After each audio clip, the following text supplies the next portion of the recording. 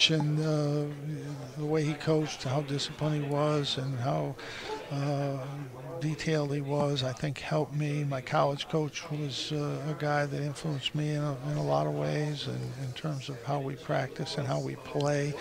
And then as a coach, I think you learn from everybody. You watch Coach Wooden's team or Coach Knight, and you see how they play, and then you work with the Olympics, you work with the NBA coaches, Mike D'Antoni. Some of his offensive stuff has really been helpful.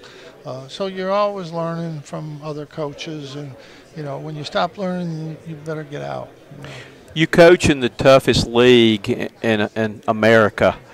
What's the hardest part of doing that? Well, you have to be good. If you're in a tough league, you better have a good team. I never worry about if other teams in our league are good. That's good for us. It's good for the league. It's just make sure we're good. And if you're in a good league, you better be good. On the other side of that, what do you enjoy most about coaching in the ACC?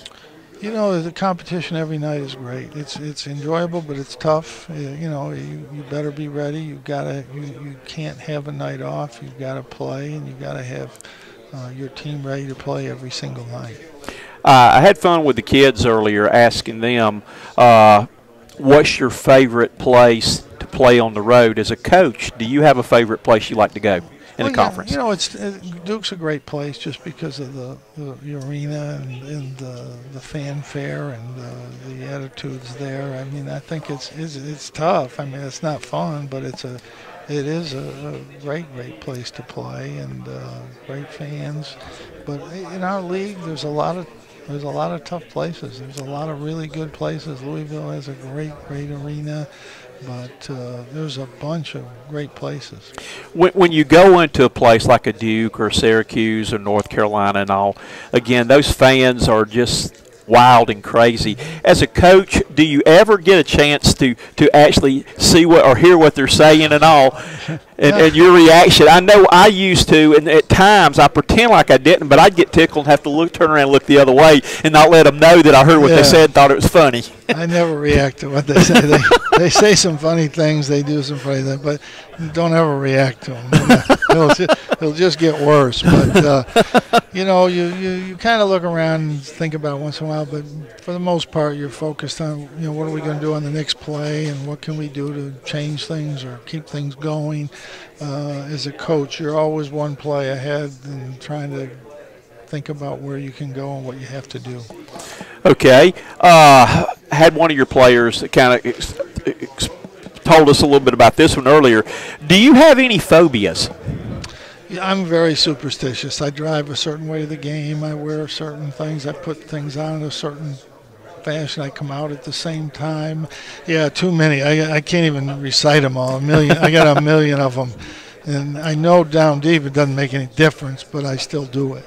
And I was guilty of that too. I think one of the craziest ones I ever heard of, that Larry Fedora said that he always puts his left shoe on first, and then the coach at Wake Forest had his lucky underwear and said finally he got so ragged his wife threw them away. I said I hope she washed them before each game, but it's kind of interesting with that though. But I always share this with you. One of your players now has a phobia. From what I understand, he said y'all had a rough flight down here. We did.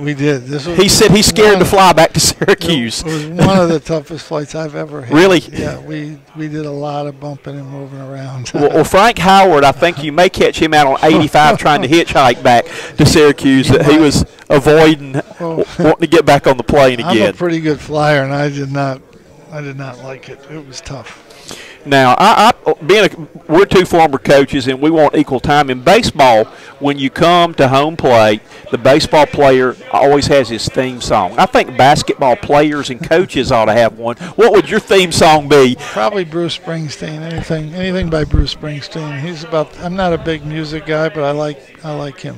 All right, I think that it's only fair that coaches get to have a theme song when they get up and do that. We're going to make the game a little bit more fun right there, though.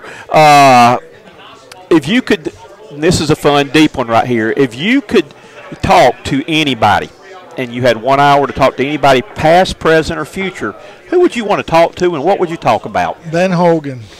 Okay. He's one of my favorite sports people of all time, and his approach to golf and work and all. I would love to talk to him about those things. Just to be, I love golf, always have, and I've always been a big fan of his. What's your favorite course you've ever played, golf course? Yeah, it's a tough. I've been lucky. I played a lot of great courses. Augusta, I've been able to play there. It's great. Cypress Point in California, but there's so many great golf courses, and they're all a little different.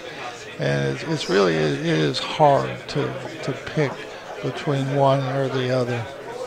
Coach Tony, did you have something you wanted to ask there? Yes, Coach. I appreciate the job that you're doing. I know myself, I'm still doing some coaching. I'm getting a little bit older, but I think I'm getting a little bit more wiser too. Yeah, absolutely. You should. You should get better. That, they keep saying about getting old, but the older you are as a coach, you should be better. You learn more. You have more ideas, more experiences. Coach, I got what I call mom factor, mind over matter, not matter over mind there. But I appreciate you, sharing about that golf too, because I'm an avid golfer too. Coach, if coming up, you mentioned about being at Syracuse for 55 plus years. So, did you ever consider once you got out of college getting into something else other than coaching? I never did. I know that I played and I was a decent player, close to maybe getting the NBA, but I really decided that I did have an opportunity to go to the NBA, but I started coaching. I just decided, this is what I want to do. This is what's good for me, and I stuck with coaching. And I never had to leave Syracuse. I just kind of moved up and was a grad assistant, and then, got the head coaching job a long time ago. But I always kind of wanted to get into coaching, and, I thought a few times about what are you going to do, and I couldn't come up with anything else. So it was good that coaching worked for me because I really didn't have any other ideas about what to do. Well, you've accomplished. Go ahead. Well, I tell you, Coach, I appreciate the job that you're doing at Syracuse. You're doing a fantastic job coaching. We appreciate you. Thank you. Appreciate it. You've done and accomplished a lot of things in the game throughout your career. What motivates you? What still motivates you? It's a good question. It's important to understand in coaching this team is the only team that matters. This group. For them, for what they want to be and what they want to become, you have to be solely focused on this team and getting this team ready, just like you did your first team or your 10th team or your third. It doesn't matter. And you're starting out the year the same every year, nothing, 0-0, and you've got to get everything you can out of this team. And then at the end of the year, you can walk away and be happy. I mean, last year we didn't have a great year, didn't get the tournament, but I thought we got a lot out of the season. We came back from a bad start. And I thought the players did a lot to make themselves proud and make themselves better. And even though it wasn't a great year, it was maybe a pretty good year for that team for what they did. But you get excited about it every year, and if you're not, you shouldn't be in it. You shouldn't be doing anything that you're not excited about. I'm lucky that I get to do something I'm really excited about doing, really love to do. And there's not a lot of people that get to be able to do that for over 40 years, so I'm pretty lucky. Well, Coach, we appreciate it. Coach Tony and I have long been friends or fans of you and your team. Enjoy watching you play. You do a great job. We want to make you an honorary member of our team, keeping you in the game. We're going to keep you in the game for a long time, though. I'll take that. And it being pink for Pink Month, we had to put it on pink like that. But, again, we appreciate what you do, admire what you do, and again, hang in there. We're going to be pulling for Syracuse again this year. Thanks. Good being with you guys. Good luck to you this year. Thank you.